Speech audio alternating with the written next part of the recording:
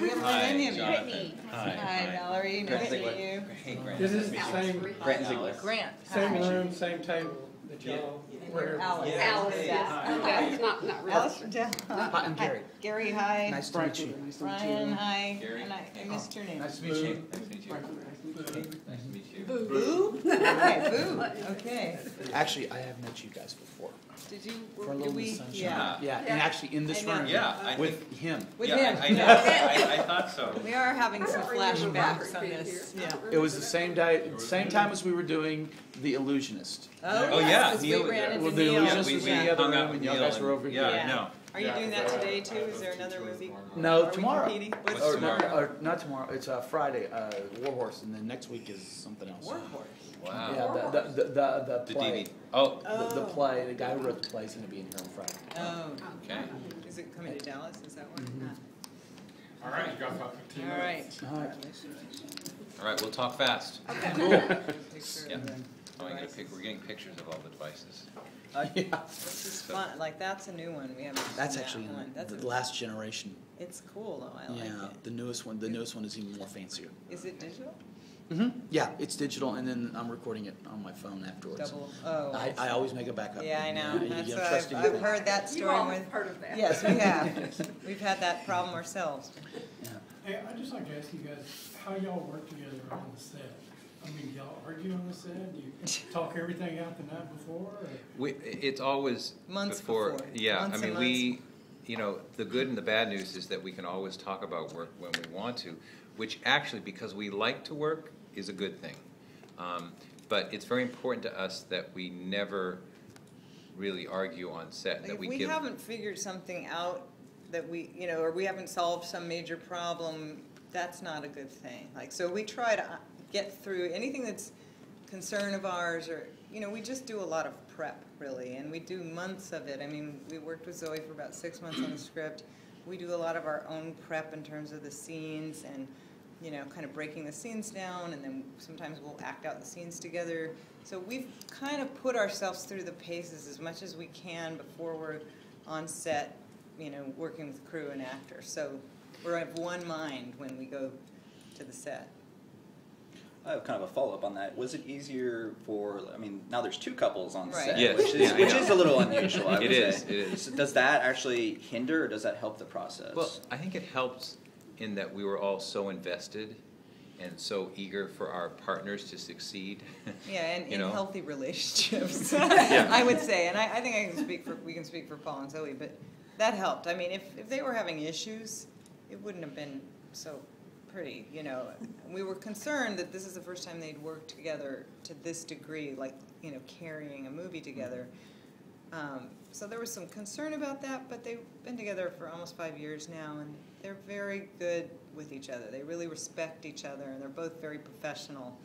So. We'd rehearsed, and we really all knew what movie we wanted to make, so there's a focus there that was really helping. It's not like we're figuring stuff out so much. I mean, part of the reason we worked with Zoe for, or the fact that we had worked with Zoe for that time on the script meant that when we started the movie, shooting the movie, she could really put that role behind her. She was now going to just be the actress in the movie, and I think that helped a lot too. If we were solving writing or structure problems as we were shooting, that kind of chaos would probably make all of us break up, I mean. Sure. They told us about that amazing house that belonged to Sid Croft. Yes. How did you all attain that for the press? Well, we heard rumor about it, and when we had a really good location guy, and he managed to get pictures, and the thing that unlocked that was that he was a big fan of Little Miss Sunshine. So he agreed to let us use it, and we met him, and we kind of had a love affair. I mean, he's such a great guy. He's so sweet, and is such an interesting character. He built that house. and everything, I think they probably told you, everything that you hear in the movie about it is true. It's bricks from a Catholic girls' school, and the wood was blessed in an Amish barn. It's amazing. I mean, the stories, we wish we could have shot the whole movie. There was We so much had to a whole shoot there. sequence planned where Oh. Scotty's missing and you find him in bed with Mort and Gertrude, and we wanted to explore the house and see it all, but we just Calvin didn't have looking time. for Scotty, and the bedroom that we were going to shoot in is upstairs and is surrounded by stained glass windows and has this big opening to the sky. You know, it's just a crazy, you know, fantasy house. It's so, but he lives there alone with his cats and his birds, and he's just a character. But it was really fun, and it couldn't be more in contrast to Calvin's house, which is another Stark. reason. Yes. Yeah. When you, in y'all's private lives, are y'all literary people? Because I see in Sunshine this Marcel Proust thing going, and then now the We're- Scott Fitzgerald. We're attracted to that. I wouldn't say, you know, I like to read, but I end up reading scripts more these days than, and you know, but we love writers, and you know, The world of writers. the world of writers, and it's fun to, I think, you know, keep that as you know, the way that literature and film are kind of, you know, they inform each other. It's nice to have those references. If somebody sees it and goes, Who's F. Scott Fitzgerald? And maybe I'll, you know, if they don't know. you know, but choosing which edition of Catcher in the Rye gets. Well, and you our know, kids and- were reading in school. They were reading The Great Gatsby, so it was really fun, you know, kind of we were hearing about Great Gatsby from them and reading their papers about it, and then, you know, it's just. I also liked how, in a way, this film, in addition to being about love, was about creation and about the creative process. So, you know, and how you can't control it, because if you do, you will kind of take all the life out of your creation. Certainly that's true on a film set. You have to, as a director, really learn to keep life happening in front of the camera, and we are not here to puppet. Yeah. They are not here to do exactly what we want. We've also worked with a few novelists, Tom Perrotta and Dave Eggers, and another one, John Hodgman. We've worked on scripts with in the last 6 years. So, you know, we love writers. I think that's probably, you know, the basis of a lot of it.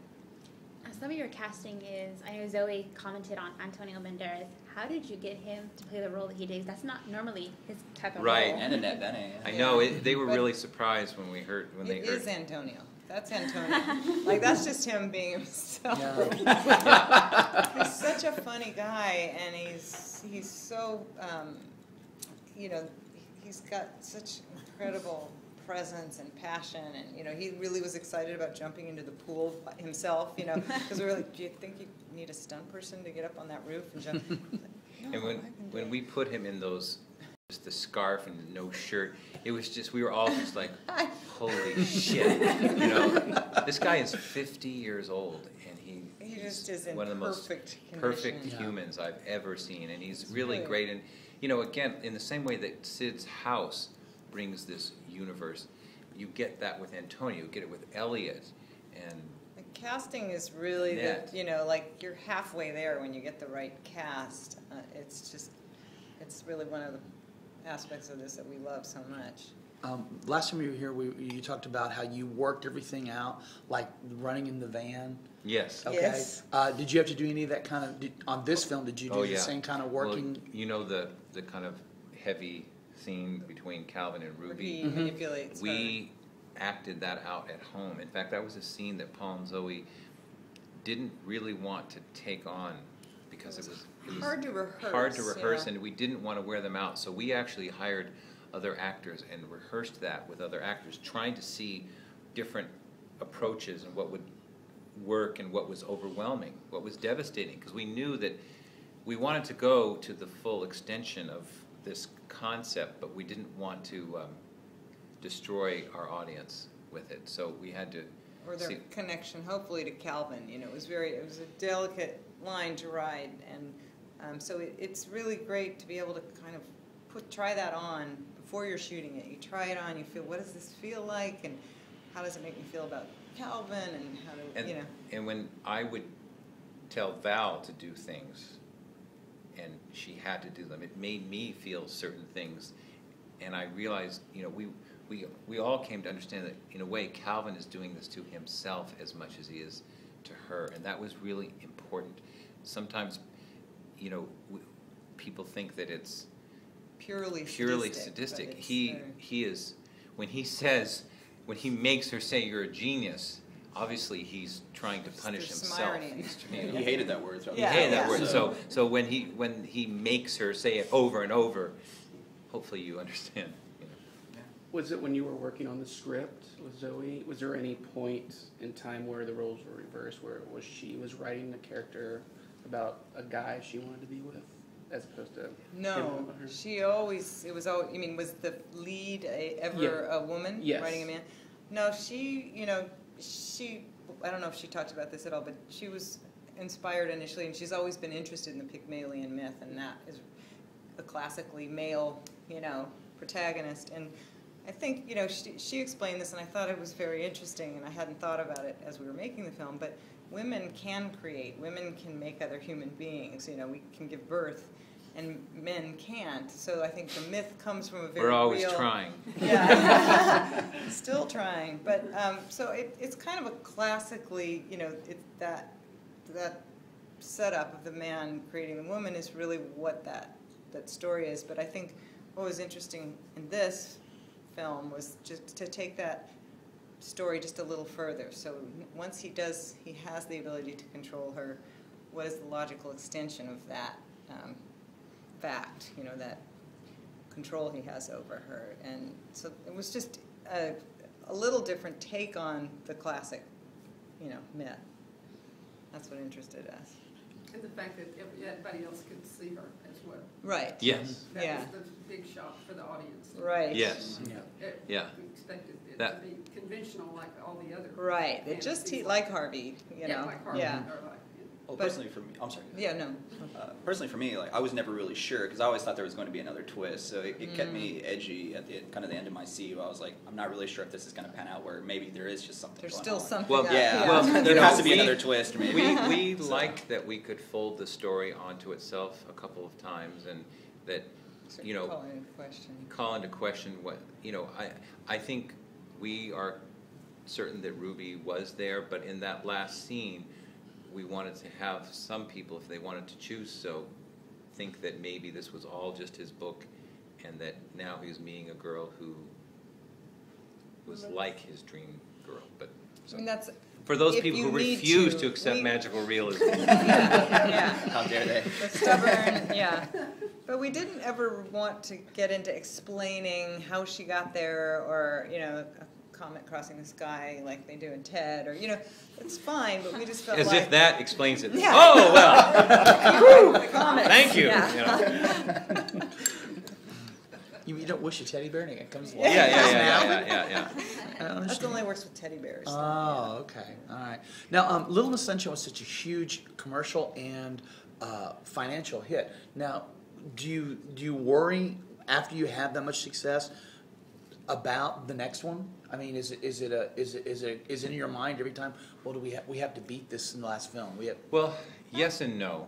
Yeah, I mean, not You say so the much... no, and I'll say the yes. Well, not in that we would of course like it to make its money back and you know, not be a huge bomb, but I don't feel so much the pressure for it to be the success that Little Miss Sunshine was. I think our biggest concern was, can we make a movie that we're proud of and that, you know, we'll enjoy taking out on these press tours, because that was a very rewarding aspect of Little Miss Sunshine, was to talk to the press and sit with an audience and watch the film, and we've had that experience again, and that's really what you care about, that you're not disappointing people, you know? Yeah, I mean, we never had writer's block in the sense that we always had films going, but exactly what Val said. I mean, I couldn't, the idea of sitting with you right now and kind of skirting around the fact that I was embarrassed by the work that would be, and you were having to skid around the making fact that you thought the movie was a piece excuses, of shit. You know, I mean, I'm sure it happens, and it's just, you They know, might it's, be, you don't know. they may, Yeah, I know.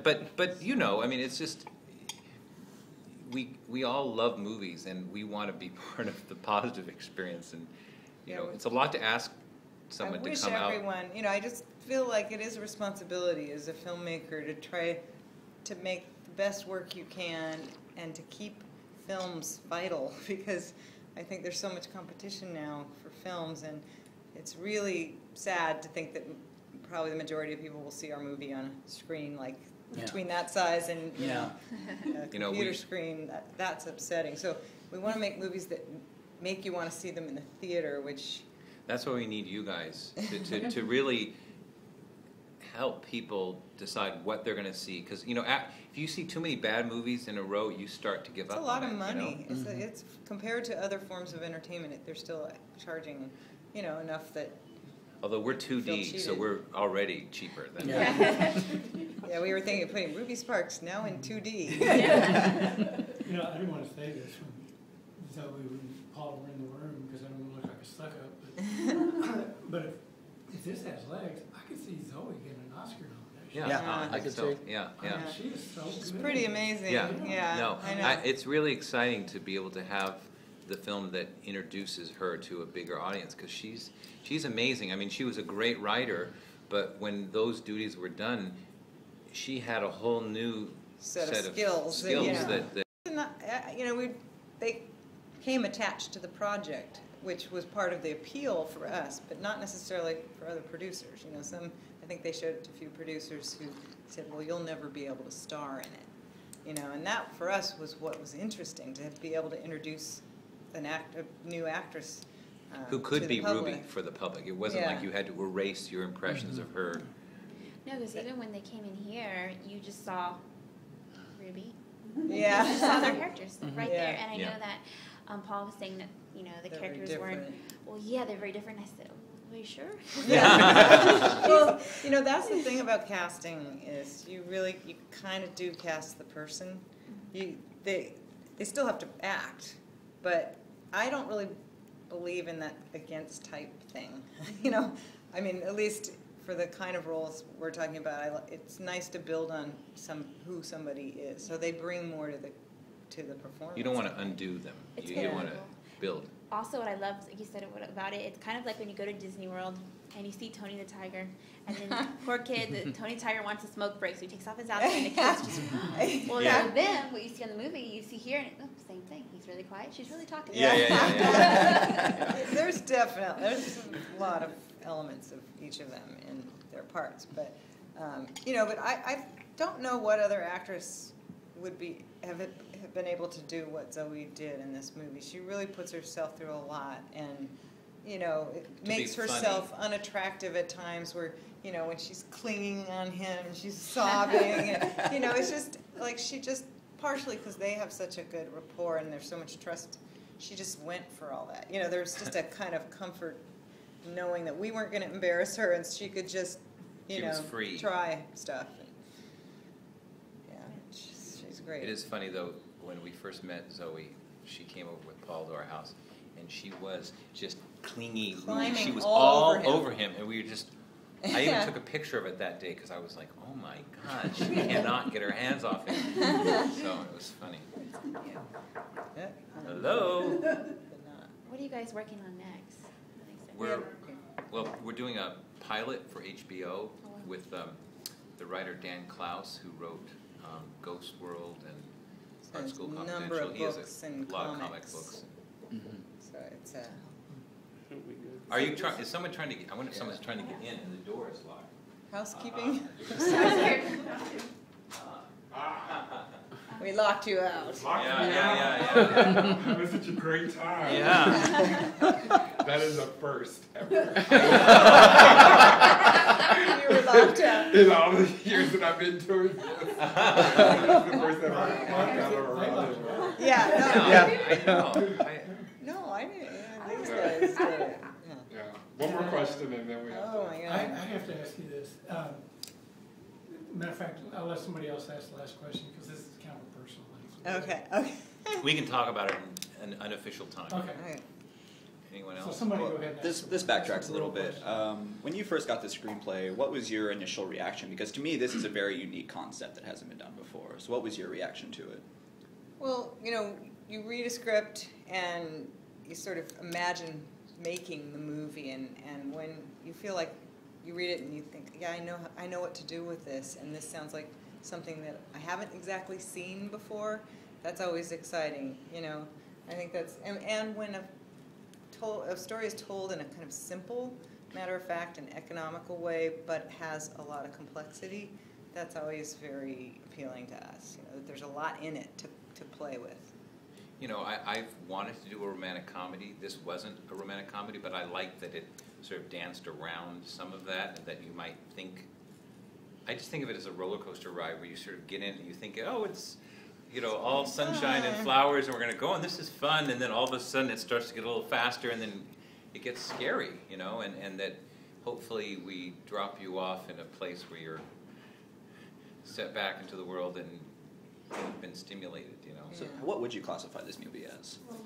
Well, a genre bender. Yeah. Yeah, it really is. Like, That's what we you know, call it. someone sent us, it's Annie Hall meets Frankenstein. So I like that. I think like that that, works. you know. Yeah. Romantic comedy fantasy. Yeah. Yeah. So There's definitely a little pain in there, you know, which I think is good for comedy. you know, a lot of Hollywood studios and, you know, don't want to have harder moments like this, and we were very excited to have the range of experience. And we were lucky we had a studio that was willing to support us and let us make our movie. You know, we had Final Cut, and you know, it was a great. They released Little Miss Sunshine too, so we had a relationship. It's really nice to have relationships in this business. You know, people you trust and that trust you. I know you all got the soundtrack. I hope you'll listen to it because it's Absolutely. really a Yeah. beautiful Yeah. score. Y'all done a lot of music documentaries. Yeah. Is there anything y'all wanting to do in the future, like as far as a certain band or documentary? Oh, there's Wow, I mean, I wish we did more music videos. I miss doing music videos. We loved working with the Chili Peppers, Yeah. and you know, I think we have somewhere in the back of our heads someday we'd like to do a musical, but we're not sure what it is yet. And but that's definitely something that, you know, we love musicals, and you know, I think I haven't seen one that sort of updates the form or the genre in a way that we think it has potential. You know, they're looking for someone to do Book of Mormon. Yep. Oh, no, we're not. Well, you know, are they? you sure? I'm sure they are. No, Matt. I think bet Matt and Trey will the do guys it. will want to do it. 'Cause I would love to do we that. were all over that. We called our agent. So are they making a movie out of it? Yeah, because that Oh, that's would be just, mine. I would love to transform that to say, okay, here's your Broadway. Now, what is the movie? It's not but just the a. songs are so good. I mean, that's just for people who don't like musicals. Like my daughter, we took her to the play, and she said, I don't really like musicals, and she loved it. So, yeah, that would be good. Talk to them. They come calling our agent yeah. I vote for Ruby Sparks and Ice. You know, they did the Little Miss Sunshine musical, which we were not a I was part about to of. say, there's kind of a grimace there. Yeah. Oh, yeah. I like a. I'd say Was it a off punch in the Broadway, stomach. or? It was first in Laguna, or not Laguna, La Jolla, California. That's where they sort of test things, and then now it's on Broadway. Do you mind if we get photos? No, Sure, yeah, please, yeah. please. Yeah, so And what was your don't go question? see it. That's My all. question was, when you guys were here for Sunshine, I asked you about when the Proust Scholar was stopped at the gas station. Yes. Yes. And his license plate said time on. Yeah. Yeah. And I asked you if that was from La Recherche du Temps Perdu. And you said, yeah, and you said that at that time, nobody else had noticed it. And I Yes. was wondering on the tour if many people did notice that.